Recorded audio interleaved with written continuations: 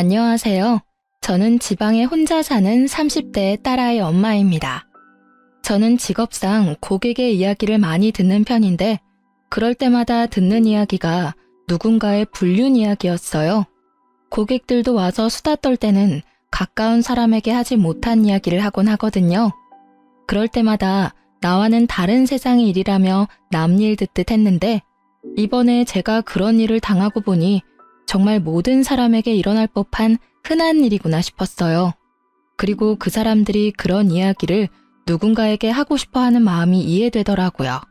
그래서 저도 이번에 제 답답함을 풀기 위해서 사연글을 통해서나마 제 이혼에 대한 이야기를 조금 꺼내보려 해요.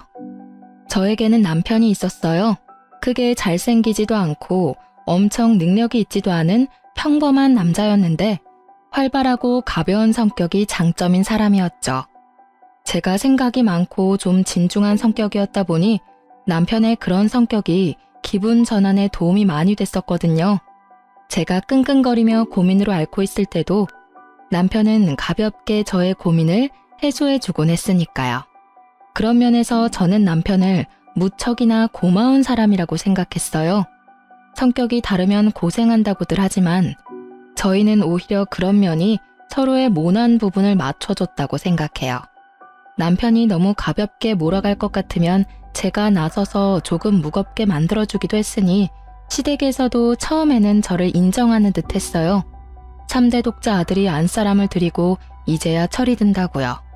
그렇게 잘 지내왔다고 생각했는데 남편은 그렇지 않았던 것 같더라고요.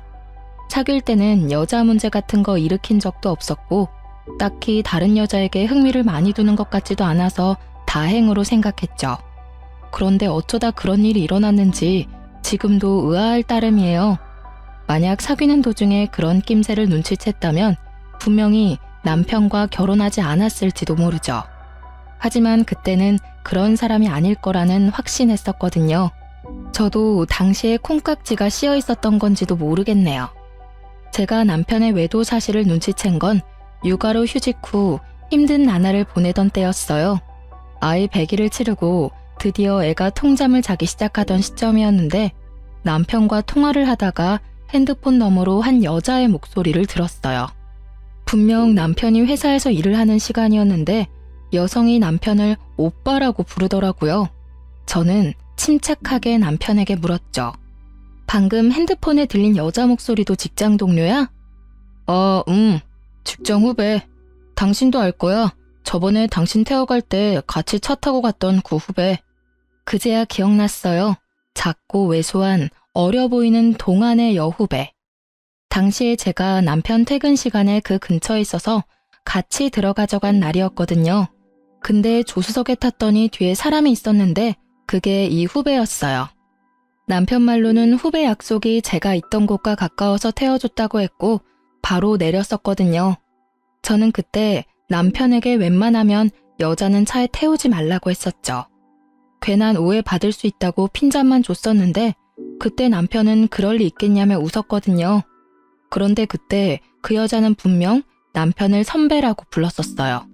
그런 그녀가 불과 몇 달 만에 호칭이 오빠로 바뀌다니 아무리 봐도 이상했어요. 하지만 제가 너무 깊이 생각하는 것일 수도 있었고 친해지면 그럴 수도 있겠거니 했어요. 그런데 그 뒤부터 제 오감이 그 여자를 의심하게 되더라고요. 그게 제 탓만은 아닌 게 그 여자가 남편과의 접점이 너무 많았거든요. 저는 저도 모르게 남편의 뒤를 캐고 있었어요. 차를 타고 가는 길에 그 후배에게 전화가 오면 남편이 전화를 받지 않더라고요. 그렇다고 우리가 대화를 많이 하는 것도 아니었는데 그냥 업무상 전화면 받고 끊으면 되잖아요. 그런데 안 받더라고요. 제가 받으라고 하면 억지로 전화 받으면서 한마디 꼭 했어요. 가족이랑 같이 있으니까 용건만 간단히 해. 그렇게 말하면 그 여자는 이렇게 대답해요. 그럼 좀 이따 다시 전화할게요, 선배. 분명히 제가 없는 곳에서는 오빠라고 부르면서 가족과 함께 있다는 전화에는 선배라고 구별해서 부르더군요. 점점 더 제 감이 맞았다는 생각에 심장이 벌렁거리더라고요. 아닐 거라는 생각을 해봤지만 결국 확신이 든 계기가 생겼어요. 하루는 아침에 남편이 차 키를 두고 내려갔더라고요. 저도 아침에 가까운 빵집에 들릴 예정이라 차 키를 들고 내려갔어요. 그렇게 주차장 쪽으로 가까이 향하는데 남편이 통화를 하며 걸어가는 뒤통수가 보이더라고요. 말을 걸려다가 흠칫 놀라 목소리를 삼켰어요. 그래, 그럼 이따가 봐. 조심해서 오고. 오늘 날씨 추우니까 따뜻하게 입고 와요. 부드럽고 애교 있는 목소리. 남편은 저와 연애할 때처럼 부드러운 목소리를 내고 있었어요. 누구에게 전화를 거는 걸까? 궁금한 마음이 들었지만 참았어요. 경거망동해서 일을 망치기 싫었거든요. 남편이 전화를 끊는 걸 보고는 이제야 남편을 확인한 것처럼 남편을 불렀어요. 여보, 차키! 남편은 눈에 띄게 놀라며 뒤를 돌아봤어요. 딱 봐도 심하게 놀란 모습에 저는 강한 확신이 들었어요. 여보, 내가 차키를 놔두고 왔어? 잊어버리고 다니지 말고 잘 다녀와. 일찍 와. 애가 아빠 몫을 잊어버리겠다. 저는 최선을 다한 평정심으로 남편을 보내줬어요. 하지만 그날 내내 꼬리를 무는 의심으로 너무 힘들었어요. 저녁 때쯤에는 두통으로 머리가 너무 안 좋았죠. 아침에 그 일이 있어서 그런지 그날 남편은 일찍 돌아왔더라고요. 남편을 샤워 먼저 하도록 한 뒤에 저는 남편이 탁자에 둔 전화기를 확인했어요. 남편은 평소에도 잠금을 걸어두지 않거든요. 안을 살펴보니 깨끗하더라고요. 사진도 없고 카톡 내용도 없고 문자도 없었어요. 그 여자와 전화하는 적도 없었죠. 하지만 저는 확신했어요. 남편이 그 여자와 바람을 피고 있다는 사실을요. 흔적이 없었는데 어떻게 알았냐고요? 전화를 한 흔적이 없었거든요. 그날 아침에 분명히 출근 시간에 통화하는 걸 봤는데 통화 기록이 사라진 상태이더라고요. 딱 그 시간 것만. 있어야 할 통화 내역이 없다면 그건 남편이 지운 거겠죠. 남편이 나오자마자 저는 남편에게 말했어요. 당신 바람 피우는 거 맞지? 무슨 소리야. 나 그런 거 안 해. 못 믿겠으면 내 핸드폰 확인해봐. 나 전혀 그런 거 없다니까. 당연히 이 말 나올 줄 알았어요. 핸드폰에 잠금을 걸지 않는다는 건 자신이 당당하다는 걸 보여주고 싶어 하는 거잖아요. 자기가 떳떳하지 못하니 일부러 떳떳한 척 하는 거고. 문제의 소지가 될 만한 내용은 다 지웠을 테니까요. 한 가지만 확인해 볼게. 제가 통화 기록을 확인하는데도 남편은 편안한 얼굴이더라고요. 거기에 걸릴 건 없다는 거겠죠. 이상하네. 아무것도 없어. 그러게 아무것도 없다고 했잖아. 나 못 믿어? 나 그렇게 나쁜 놈 아니야. 그 후배도 진짜 후배일 뿐이고. 그러니까 내 말은 당신이 아침에 통화한 그 내역이 없다고. 제 말에 허를 찔린 듯 남편이 입을 못 열더라고요. 당신이 그렇게 부드러운 목소리로 통화하는 걸 봤는데 통화 목록에는 아무것도 없어. 그 통화 기록은 어디로 갔을까? 당연히 지웠겠지? 여기까지 말하자 남편이 바로 무릎을 꿇더라고요. 여보, 그거는 내가 잘못했어. 무슨 정신으로 그런 짓을 했는지는 모르겠지만 정말로 내가 잘못한 일이야. 미안해 여보. 나는 오늘 이걸 확인하기 전까지 계속 의심했어. 그리고 계속 고민했지. 아니기를 바라면서. 당신 도대체 생각이 있는 사람이야? 아침 저녁으로 당신 애 보면서 다른 여자 만날 생각이 드니? 언제부터 그 여자랑 이런 사이 된 거야? 얼마 안 됐어. 정말이야. 믿어줘. 너 같으면 믿을 수 있겠어? 내가 왜 당신을 믿어야 하는데? 나한테 용서를 구하고 싶으면 지금 당장 그 여자랑 헤어지고 그 회사에서도 나와. 여보, 그 여자랑은 당신 보는 앞에서 당장 헤어질 수 있어. 그치만 일은 아니잖아. 당장 내가 퇴직하면 바로 일 구할 수 있는 것도 아닌데 그건 좀 봐줘, 응? 솔직히 남편과 그 여자를 당장 떼어놓고 싶었지만 회사라는 건 그렇게 쉽지 않은 문제고 나가더라도 그 여자가 나가야지 남편이 나가는 건 싫었어요. 애도 아직 어리니 아빠의 경제력이 필요하기도 했고요. 그래서 저는 남편에게 일거수일투족 감시당해도 당연하게 생각하라고 했어요. 그랬더니 남편이 알겠다고 자기가 그런 행동한 게 맞으니 당연히 제가 하라는 대로 뭐든 하겠다고 하더라고요. 그렇게 남편을 교육하고 시모에게 조용히 알렸어요. 남편이 외도했다는 것을요. 그랬더니 시모가 제게 그러더라고요. 네가 마음고생이 많다며 위로해줬어요. 솔직히 팔이 안으로 굽는다는 생각에 말 안 하려 하다가 했는데 이런 반응이라 시모에게 더 미안한 마음이 들었거든요. 그런데 며칠 뒤에 명절에 시댁 갔다가 시모가 누군가와 밖에서 전화 통화하는 걸 듣게 됐어요. 그래, 정말 우리 며느리 너무하지 않니? 우리 아들이 바람 피운 게 모두 아들 탓만은 아니잖아. 그러게 애 낳고도 좀 꾸미고 살고 남편한테 살갑게 대했으면 우리 아들이 바람을 피웠겠냐고. 정말 내가 며느리한테 그 이야기 듣는데 화가 나 죽는 줄 알았어. 그렇다고 바람난 게 자랑은 아니니 위로하긴 했지만 나중에 생각하니까 더 화나는 거 있지? 누구랑 통화하는지는 알고 싶지도 않았어요. 그냥 겉으로는 저를 위로하는 척하면서 속으로는 저를 향해 칼을 갈고 있던 시모만 눈에 보였죠. 역시 팔이 안으로 굽는 게 맞다는 생각을 하며 이번에 모른 척 해야 했어요. 남편과 그 일을 정리했으니까. 그것 가지고 또 일을 벌일 수는 없잖아요. 그렇지만 이미 그때 제 마음속에는 이혼에 대한 마음이 싹 트여버리고 말았죠. 남편의 외도를 알고도 이혼하지 않는 사람은 생각보다 많아요. 그리고 상간녀를 알고도 넘어가는 사람도 많죠. 처음에 그런 이야기를 들었을 때 어떻게 같이 살 수 있겠나 싶은 마음이었는데 제가 당해보니 그 마음이 100번 이해가 되더라고요. 남편의 외도가 주는 스트레스는 어마어마한데 그것을 참아야 할 이유 또한 존재하는 거죠. 아이가 아빠 없이 살 미래가 걱정되고 혼자 경제활동하며 육아하는 것도 걱정되고 이혼이라는 낙인이 찍히면 하자 있는 인간처럼 보일까봐 걱정되고 부모님이 아시면 얼마나 실망하실지 걱정되는 마음, 그리고 마지막은 내가 이혼해주면 자기들끼리 잘 살겠지 하는 그런 짜증도 있었고요. 저도 그런 생각에서 벗어날 수 없는 인간인지라 남편을 용서해주기로 하고서도 너무 힘든 날을 보냈어요.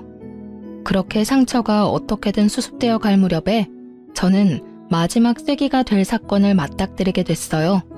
그날은 직장으로 복귀하기 전날이었어요. 제게 남은 하루의 휴직일. 일주일 전부터 아이를 어린이집에 보내는 연습을 하다가 처음으로 제 근무 시간에 맞춰 아이를 맡긴 날이었죠.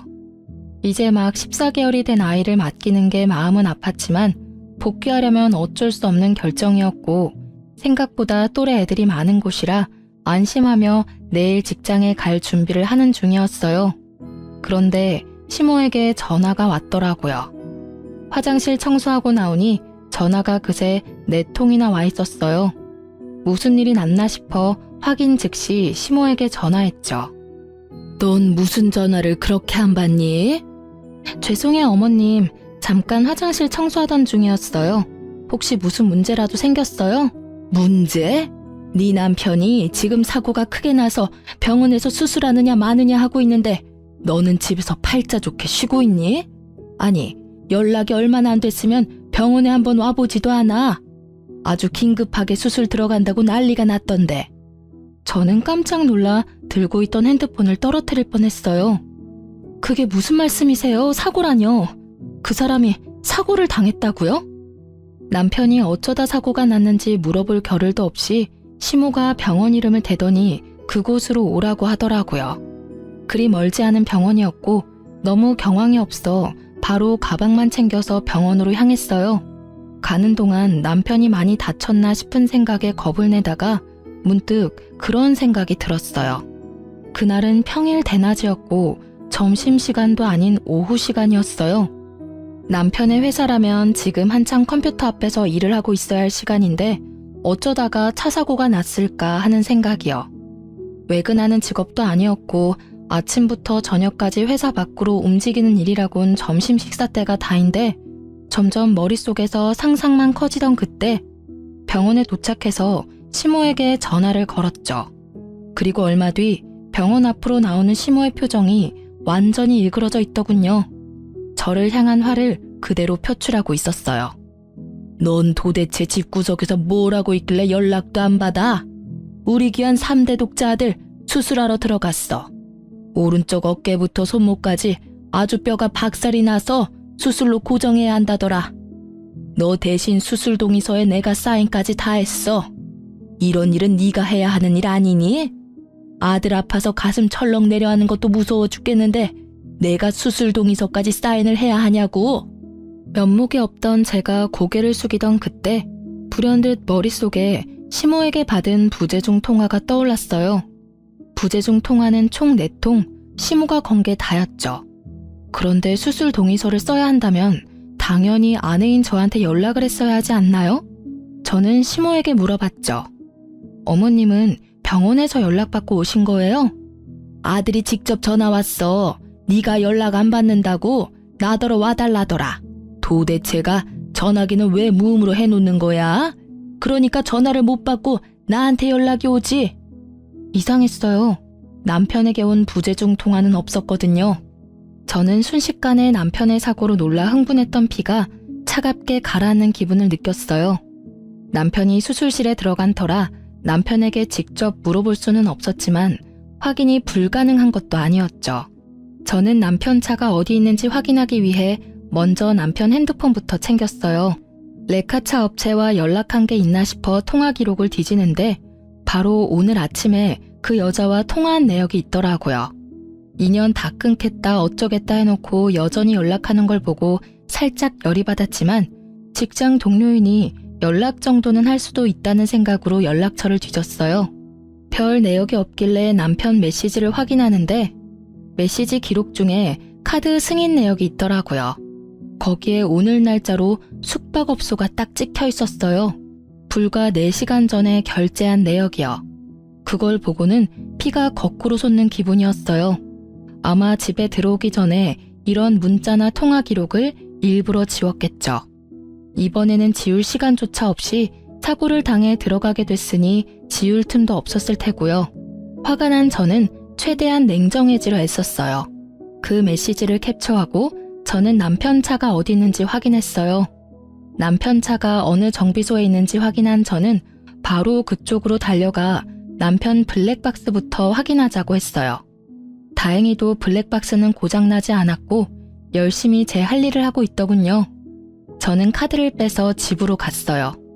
노트북에 연결하니 손이 덜덜 떨리더라고요. 그리고 사고 직전 영상을 확인했어요. 남편이 어딘가에서 나오는 중이었는데 거기가 모텔이더라고요. 그런데 남편은 운전하지 않았고 그 후배가 운전한 것 같았어요. 남편이 부러진 곳도 왼쪽이 아니라 오른쪽이었거든요. 남편이 조수석에 앉았던 게 분명해 보였어요. 두 사람이 모텔에서 나와서 차에 타고 둘이 차 안에서 나누는 이야기들이 모두 제 귀에 들어와 박혔어요. 오늘 연차 쓰고 같이 오길 잘했지? 여기 진짜 좋은 곳이거든? 우리 마누라랑은 여기 못 와. 애 놓고 몸 다 망가져서는 어디 데리고 다니면 부끄러울 정도라고. 너 정도는 탱탱해야 데리고 다닐 만나지. 앙큼해. 그래도 오늘은 오빠 독점할 수 있는 날이라 좋아. 매번 같이 있다가도 집에 돌려보내는 게 얼마나 힘든 일인지 모르지? 항상 같이 있고 싶은데. 내가 최대한 노력해볼게. 너도 빈털터리가 된 나랑 결혼하는 건 싫을 거 아냐. 와이프한테서 잘못한 거 찾고 나면 바로 이혼하고 너랑 결혼할게. 너무 걱정하지 마. 이런 대화 내용을 듣고 있으니 정말 하늘이 무너지는 게 어떤 건지 잘 알겠더라고요. 인연을 끊으라고 했더니 도리어 인연을 단단히 맺어가고 있었더라고요. 저는 그 길로 상간녀를 찾아갔어요. 상간녀가 어디 있었냐고요? 당연히 본인도 사고 났으니 같은 병원에서 치료받고 있었죠. 저는 병원으로 가 상간녀를 찾았어요. 이름만 대니 간호사가 어디 있는지 알려주더군요. 남편은 큰 수술을 하는 데에 비해 그녀는 그렇게 크게 다치지는 않았더라고요. 저는 그 여자 앞으로 가서 말했어요. 나 알죠? 선배는 수술하러 들어가셨는데요. 두 사람이 왜 같은 차에 타고 있었어요? 우연히 얻어 탄 거예요. 의부증 걸린 여자처럼 선배한테 집착하는 건 아는데 엄한 사람한테 이러시면 곤란하죠. 저는 선배랑 아무 사이 아니에요. 당신 덕분에 회사에서도 대화도 잘 못하고 있고요. 두 사람 사귀는 사이 아니에요? 평일 오후에 연차 쓴 두 사람이 같은 차 안에 있다가 사고가 났는데 그게 다 우연이라고요? 애초에 연차를 쓰고 왜 둘이서 따로 만나요? 그렇고 그런 사이니까 만났겠지. 네, 그렇고 그런 사이 맞아요. 선배가 마누라 싫다고 짜증난다고 얼마나 투정을 부리던지. 그래서 위로해주다가 눈 맞았어요. 됐어요? 당당하기가 정말 하늘을 찌를 정도였어요. 뭐가 그렇게 잘났는지 불륜을 실토하면서도 아주 당당한 자세와 자신감 넘치는 표정을 보니 마치 피해자와 가해자가 뒤바뀐 것 같은 기분이 들더군요. 아내라고는 하지만 당신이 패배자인 건 알죠? 남편이 다른 여자 만나는 순간 여자로서 저한테 진 거예요. 당신이 얼마나 매력이 없었는지 이제 아시겠어요? 제가 매력이 없는 건 맞는데 그래도 저와 남편은 법적으로 유효한 사이고 그쪽은 남편과 부정을 저지른 사이라는 건 잘 알죠? 이런 대화들도 다 증거고 이후에 상간녀 소송할 때 다 쓰일 거예요. 당당해서 좋네요. 증거 수집이 아주 편해서요. 제 말을 듣고 나니 상간녀 얼굴이 하얗게 질리더라고요. 저는 당신도 남편도 용서할 생각 없어요. 그렇지만 그냥 헤어지면 둘이서 행복하게 살 거잖아요. 그러니 제가 가져올 수 있는 건 다 가져와야죠. 안 그래요? 매력은 있고 머리는 텅 빈 상간녀 씨? 제 말에 열받았는지 명예훼손인의 먼에 고소한다고 지랄 발광하는 상간녀를 두고 저는 시모에게 향했어요. 시모는 남편 수술이 끝나기를 기다리고 있더군요. 저를 보자마자 시모의 막말이 또 시작됐어요. 수술 동의서 내가 쓰도록 한 건 네가 잘못한 거야. 어떻게 엄마에게 아들 수술 동의서를 쓰도록 만들어? 죄송하지만 그 사람 저한테 연락한 적 없어요. 사고 나고 연락한 거 어머님이 처음이자 마지막이더라고요. 네가 와이프인데 왜 나한테 전화를 해? 네가 잘못 본 거 아니니? 아니요, 잘못 본 거 아니고 남편이 어머님한테만 전화했더라고요. 그 사람 저 몰래 연차 쓰고 여자랑 놀러와서 모텔에서 나오다가 사고 났거든요. 뭐? 너 지금 우리 아들 없다고 말 막 지어서 하는 거니? 시모가 깜짝 놀라서 저한테 반문하더라고요. 저는 시모에게 영상을 보여줬어요. 영상 보세요. 확실하죠? 오늘 쉰다고 저한테 이야기도 없었어요. 이러니 저한테 연락 못했겠죠. 불륜을 저지르다가 사고 났는데 어떻게 와이프한테 전화하겠어요? 어떻게든 안 들키려고 어머님께 전화한 거겠죠. 제 말에 시모는 한동안 말을 잇지 못하는 듯 하더니 갑작스레 화를 내더라고요.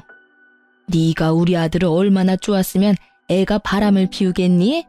저번에도 내가 말은 안 했지만 네가 잘했으면 애가 바람 같은 거 피웠겠어? 그리고 바람 피웠다고 애 기도 못 펴게 하니 몰래 스트레스 풀려다가 이런 사고 난 거잖아.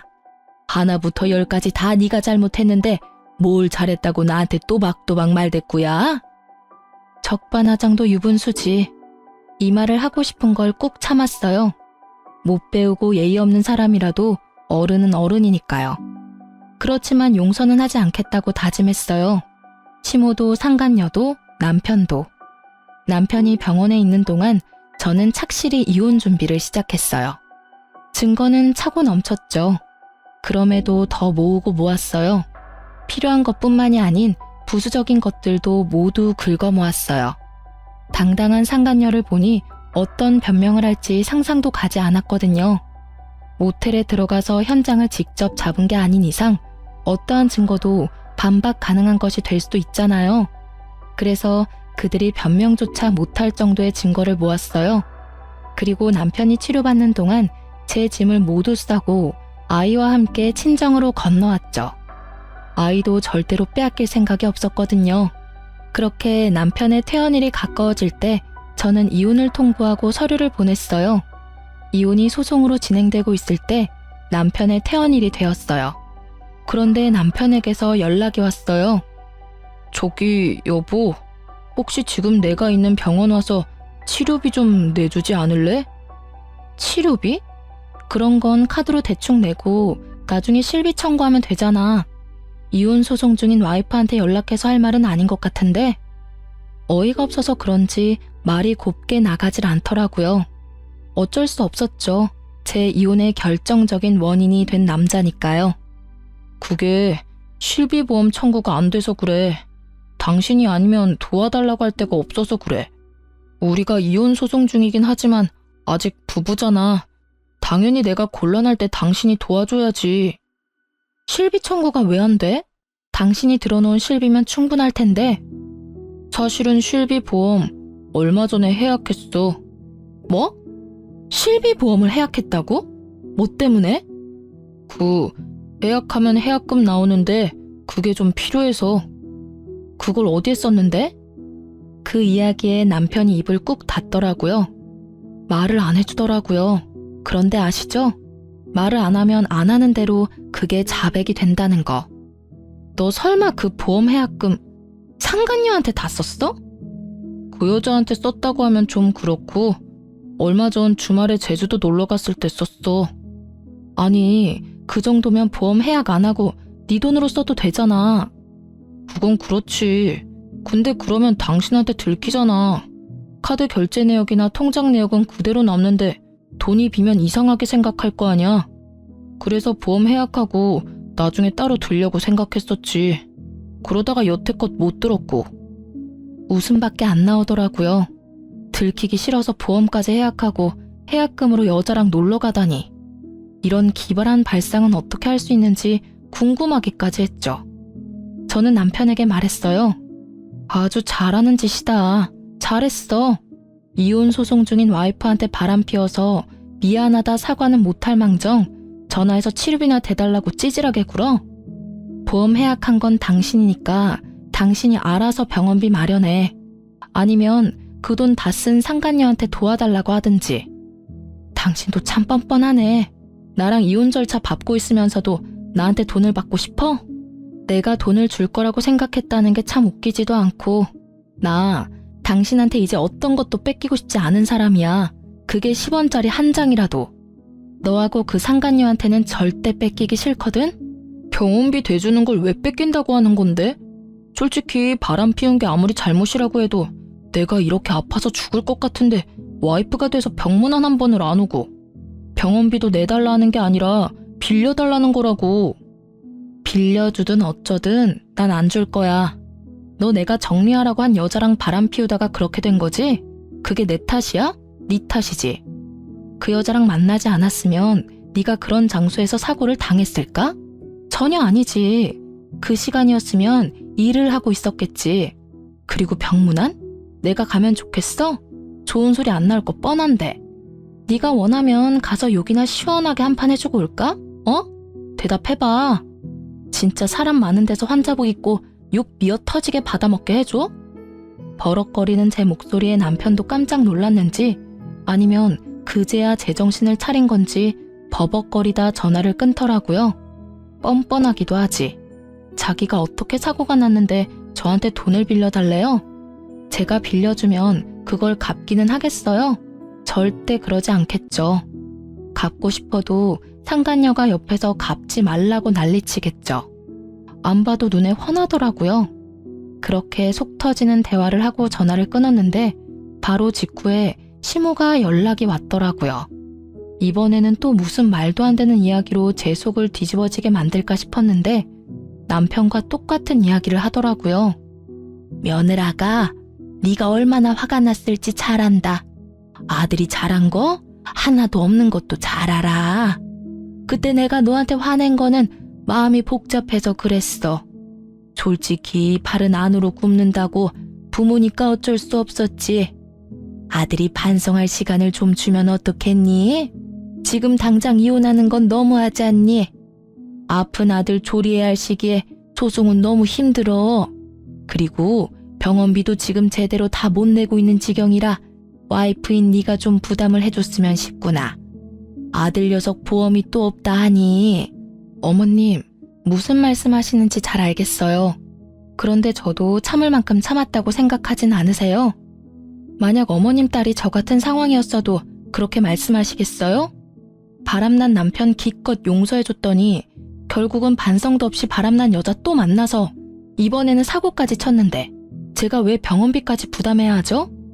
남편이 평소에 잘했다면 저도 남편에게 기회를 줄 수도 있었겠죠. 그런데 이미 제가 준 기회를 날려먹었잖아요. 그리고 저한테 들킬까봐 보험 해지하고 해지 환급금으로 여행이나 다니며 돈 펑펑 쓴 남편에게 뭘 도와줘요? 제가 돈이 썩어나가도 남편에게 줄 돈은 단 한 푼도 없어요. 이야기하고 나니 속이 어쩜 그렇게 후련하던지 시모는 거의 악에 바친 듯 소리를 질러대는 제게 기가 막힌 것 같더군요. 하지만 이 상황에 아쉬운 건 시댁이거든요. 솔직히 시댁도 경제적으로 넉넉한 편이 아니었으니까 남편의 수술비와 치료비를 모두 감당하기에는 버거울 수밖에 없었어요. 그리고 남편이 해약한 보험은 한 개가 아니었거든요. 남편 이름으로 된 보험 총 4개를 다 해약했더라고요. 그중에는 교통사고 특약 들어있던 것도 있었는데 그것도 몽땅 못 받게 되는 거였거든요. 그 와중에 병원비가 몇 배 깨졌으니 지금 생각해도 참 한심한 짓이네요.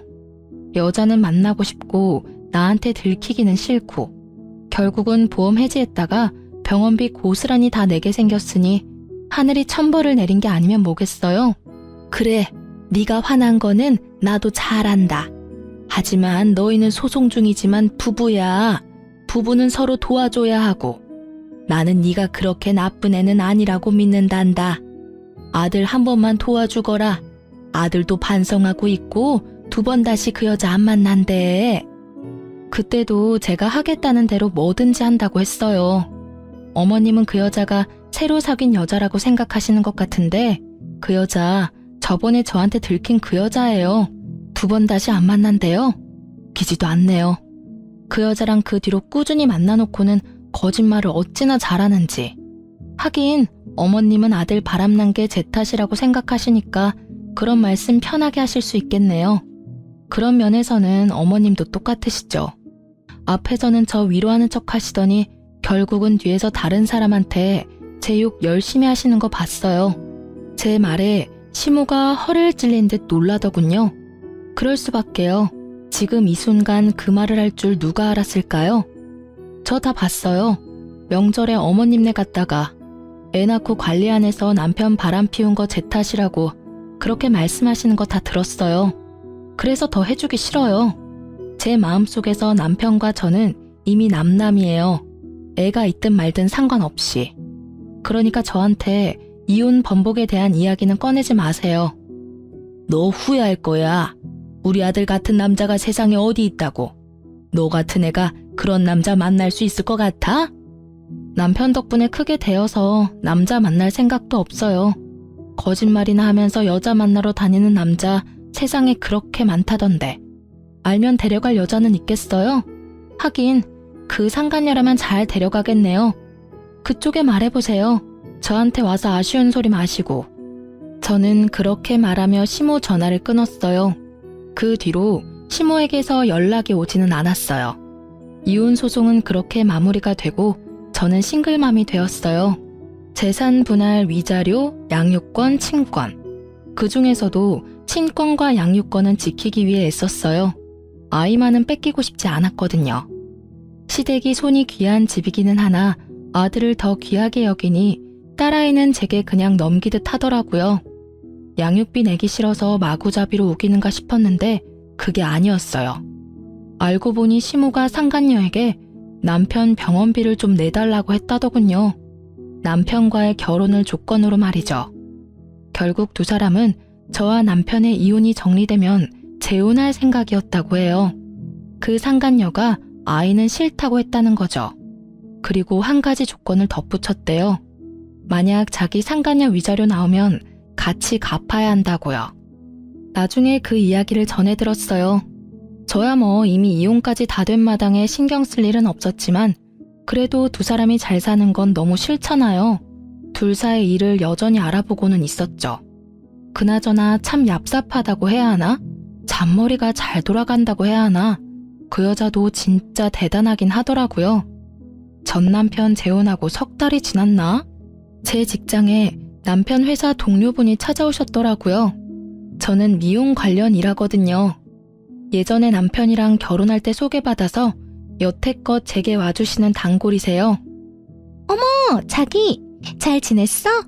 이야기는 얼추 들었어. 많이 힘들지? 전 괜찮아요. 이혼 후에 이렇게 사정을 잘 아는 사람을 만나면 불편하기 짝이 없더라고요. 그 사람이 싫은 건 아닌데 계속 이혼이 주제가 될 수밖에 없거든요. 모르는 척 해주는 분도 있지만 이분은 그러지 않으셔서. 그런데 그분이 그러더라고요. 그래, 괜찮아야지. 그 나쁜 연놈들도 벌 받고 있는데. 그게 무슨 소리예요? 자기 이야기 못 들었어? 그 두 사람 완전 천벌 받았다고. 회사 내에서도 소문이 다 났어. 그 상간녀랑 자기 전 남편 둘이 같이 연차 쓰고 놀러 갔다가 사고 난 거 회사에 들켜서 불륜 여행 갔다가 그렇게 된 거라고 소문 크게 났었거든. 그런데 곧바로 두 사람 재혼한다니 사람들이 더 놀랐지. 저렇게 빨리 정리가 되냐고 말이지. 아, 회사에 다 들킨 거였나요? 저야말로 놀랐네요. 그 전에도 티가 많이 나던데. 둘이 친하다 정도로만 알고 있었지 그런 사이인 거 누가 알았겠어? 알았다면 내가 자기한테 제일 먼저 귀띔해줬을걸? 그 이야기에 저는 웃었어요. 하긴 이런 스파이 같은 손님이 있으니 남편도 회사에서 조심하긴 했겠죠. 근데 그 소문나고 회사에서 두 사람 다 퇴사시켜버렸거든. 연차 쓰고 놀러가서 사고 난 것도 그렇고 안에서 부적절한 만남 가진 것도 그렇고. 그런데 표면적인 이유는 자기 전 남편 몸이 아직 다 안 돌아와서 그렇다고 하더라고. 몸이 안 돌아와요? 그래. 수술한 곳이 오른쪽 팔이랑 어깨잖아. 그쪽으로 신경이 손상됐다나 뭐라나. 결국 손가락이 잘 안 움직이는 바람에 일도 제대로 못하니까. 금방 돌아올 것 같으면 그냥 놔뒀을 수도 있겠지. 근데 금방 안 돌아오더라고. 어쨌든 두 사람 다 권고사직으로 퇴사했어. 그래요? 둘 다 진짜 천벌받았네요. 당연하지. 남의 눈에 눈물 흘리게 만들면 자기 눈에는 피눈물 흐르는 법이야. 그래놓고 잘 살면 하늘이 뭔 소용이니? 그렇게 고객과 대화를 하면서 전 남편과 그 상간녀 이야기를 들으니 제 마음속에 응어리졌던 것들이 조금은 풀리는 것 같았어요. 남의 불행을 내 행복으로 삼지 말라지만 제게 불행을 준 원인이 저렇게 못 살고 있으니 이상하게도 응어리가 풀리는 것 같더라고요. 그 뒤에 시모가 저한테 한번 연락이 왔었어요. 예, 너 딸아이 우리한테 돌려줄 생각 없니? 우리가 사례는 넉넉히 할게. 잘 생각하고 연락 좀 줘. 갑자기 딸을 달라는 이야기에 초스라치게 놀라 물었죠. 이미 다 끝난 일인데 왜 딸을 달라고 하세요? 아유, 넌 몰랐겠지만 우리 아들 재혼 상대가 글쎄 애 딸린 이혼녀라더라. 아들 하나 있는데 없는 것처럼 속이고 우리 아들이랑 재혼했대. 결혼하고 나서 애 있다고 이야기했다던데 그게 문제가 아니야. 그 데리고 온 애는 남의 자식이잖니? 그러면 우리 집안 대를 이을 아들을 낳아줘야 하는데 이 미친년이 불임수술까지 해서 애 못 놓는다고 사람 환장하는 소리를 하잖아. 아니, 재혼하면서 애 없는 집에 오면서 아들 하나는 낳아줘야 정상 아니니? 옛날 생각을 가진 시모와 현대식 사고를 가진 상간녀의 대립이 생각보다 컸고 그 결과 우리 딸을 방패로 데리고 가고 싶은 모양이었어요. 생판 남의 자식한테 우리 전 재산 뺏기게 생겼으니 우리도 뭐라도 방어를 해야지. 대를 이을 아들만 생기면 손녀는 금방 돌려줄 테니까 잘 생각해보거라, 응? 생각하는 게 어찌나 저속한지 이야기 듣고 있는 동안에 귀가 썩는 것 같은 기분이 들었어요. 어린애를 데려가서 방어를 하니 뭐를 하니 사랑을 줄 게 아니면 관심이라도 줘야 된다며 개소리를 하더라고요. 손녀에게는 관심 하나도 없으면서 그런 불순한 이유로 딸애를 데려가려는 시모를 보니 화가 머리끝까지 차올랐어요. 어머님, 제 딸이 무슨 힘이 있어서 그 어른들 사이에 끼어서 이리 치이고 저리 치이고 해야 해요? 귀한 딸이에요. 그래서 제가 직접 기르겠다고 데려온 거고요. 상간녀 데리고 오시면서 남편 병원비 급하게 처리하셨으면 된 일 아닌가요? 이혼 후의 일은 그 집안에서 알아서 하셔야죠. 그 여자애가 애가 딸린 걸 내가 알았으면 이혼하라고 등 떠밀었겠니? 아들놈도 나중에야 한 것 같았어. 게다가 요새는 또 얼마나 떽떽거리며 돈 달라고 요구하는지 아니? 아이고, 내가 며느리를 잘못 들였어. 아들놈은 손가락이 안 돌아와서 취직도 못하고 있는데 재혼한 새 며느리는 아주 시댁을 돈줄로 알고 안 해주려니 아들이 불쌍하고 해주려니 며느리가 밉고 시모가 괴로워하는 걸 보니 생각보다 상황은 심각해 보였어요. 그렇다고 제가 애를 줄 일은 절대 없었어요. 심각하고 불쌍하든 저랑은 이제 관계없는 사람들이에요. 열심히 자기 손으로 자기들 인생 말아먹고 있는 중인데 제가 왜 관여를 하겠어요? 그저 저와 제 딸이 거기에 휘말리지 않도록 하는 것만 중요할 뿐인 거죠. 시모는 결국 제게서 딸을 얻을 수 없다는 걸 알고는 전화를 끊고 연락 한 번 안 하더라고요. 그런데 한 달쯤 지났을까요?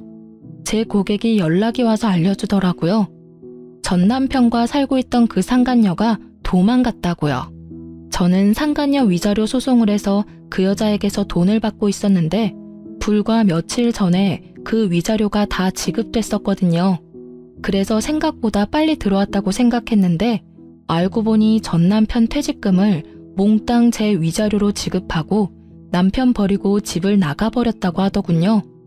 오른손을 제대로 못 쓰는 남편의 수발들야 육아하랴 일하랴 나름 엄청 힘들었나 보더라고요. 그야말로 벌 받았다는 말로밖에 설명할 수 없는 상간녀 상황을 보니 하늘이 나를 버리지 않았구나 하는 생각이 들었어요. 뭐 제 살 길 찾아 도망갔으니 불륜도 끝이었고요. 그렇게 헤어질 거 뭘 그리 죽고 못 살아서 불륜 같은 짓을 했나 몰라요. 아들이 이제 중학교 들어가던데 부끄러워서 아들 얼굴은 어떻게 보려는 건지 원. 그 사람들이 스스로 제 무덤 파는 동안 저는 착실하게 아이와 함께 살 미래를 위해 움직였어요. 친정집에 얹혀 살게 됐지만 아이의 정서적인 안정을 위해 한 선택이었어요. 부모님은 젊지는 않지만 사랑을 주실 수 있고 저는 경제활동을 할 수 있는 젊음이 있으니까요. 살다 보면 이렇게 속 뒤집어질 만한 일도 가끔 일어나나 봐요. 이혼을 하면서 이런 어이없는 일들을 당하고 나니 앞으로 어떤 힘든 일이 와도 견딜 수 있는 경험이 된 것 같아서 그것 하나만은 다행이라 생각해요. 이혼 전 이혼을 해야 하나 말아야 하나 고민하시는 분들 생각보다 많이 계셔요. 저도 마찬가지였어요. 제가 정신적인 스트레스에 강한 타입이었다면 참고 살았을 거예요. 그렇지만 전 그런 사람이 못 되거든요. 이렇게 이혼을 해서라도 일단 제 마음이 편안해져야만 조금이라도 더 만족하며 살 수 있는 사람이었거든요. 글을 쓰다 보니 그때의 기억이 새록새록 떠오르네요. 힘든 일도 시간이 지나면 다 극복하게 되어 있어요. 저처럼 고민하는 분들에게 도움이 되기를 바라는 마음으로 제 사연을 써보았네요. 모두 속 시원한 하루 보내시길 바랍니다.